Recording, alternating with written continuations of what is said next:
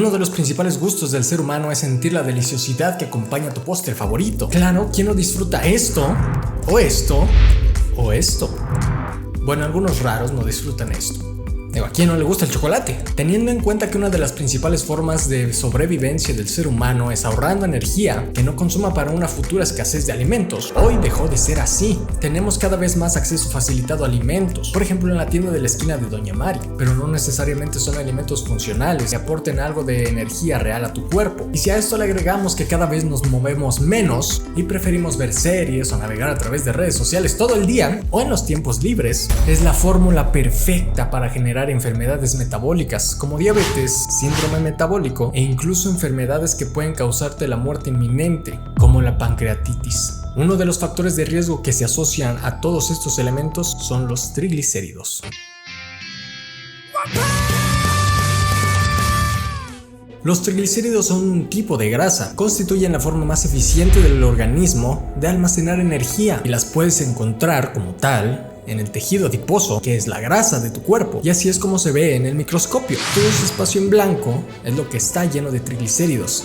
¡Es increíble! Y la cantidad de triglicéridos en el cuerpo depende por una parte por la cantidad que se genera en el hígado y por otro, por supuesto, todo lo que entra a través de la dieta. Al ser moléculas insolubles en agua, lo que necesitan es unirse a proteínas para que puedan movilizarse a lo largo del cuerpo, formando un complejo lipoproteína. Esto es vital que lo comprendas porque justo es lo que miden al momento de realizarte un estudio de sangre.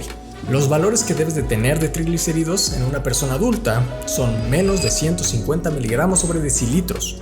¿Qué causa tener triglicéridos elevados? La causa más común es la ingesta de grasas saturadas, como hot dogs, pizzas, hamburguesas, carbohidratos refinados, como papas fritas o alimentos empanizados, y azúcares refinados, como donas, pasteles, chocolates, barritas, bebidas edulcoradas.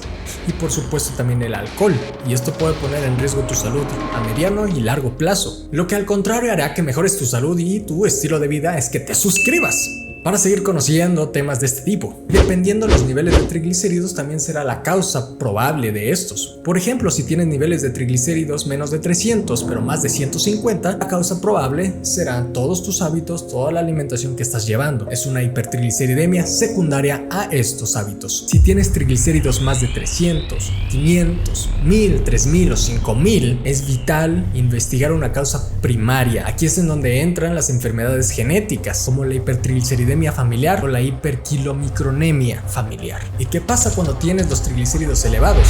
Dos de las principales molestias que se presentan cuando se tienen triglicéridos elevados son mareo y dolor de cabeza, pero estos síntomas a su vez son muy burdos y pueden ser síntomas de otra enfermedad de base, como la presión alta, la diabetes, el golpe de calor, muchas otras. Por eso, cuando sientas estas molestias, número 1, hay que investigar los triglicéridos y número 2, siempre acude a valoración médica. La importancia que conozcas cómo funcionan los triglicéridos y por qué es tan necesario que mantengas valores por debajo de 150 miligramos sobre decilitro es justo para que evites complicarte con enfermedades fulminantes como la pancreatitis aguda, que es justo una inflamación aguda del páncreas, que si no se trata puede sangrar, infectarse y poner en riesgo tu vida.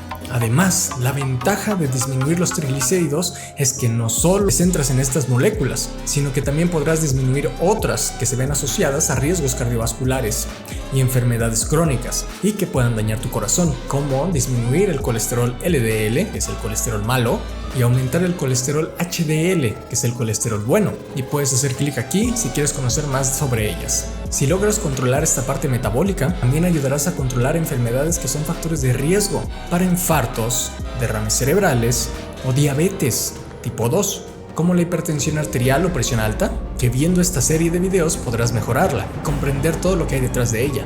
Ahora sabes qué alimentos aumentan los triglicéridos y a qué niveles debes de mantenerte. Para no perderte ningún video, pica esta cara de aquí y activa las notificaciones para que YouTube te avise cada que suba un video. Y si quieres que te ayude en el proceso para mejorar tu salud, haz clic en el enlace de la descripción.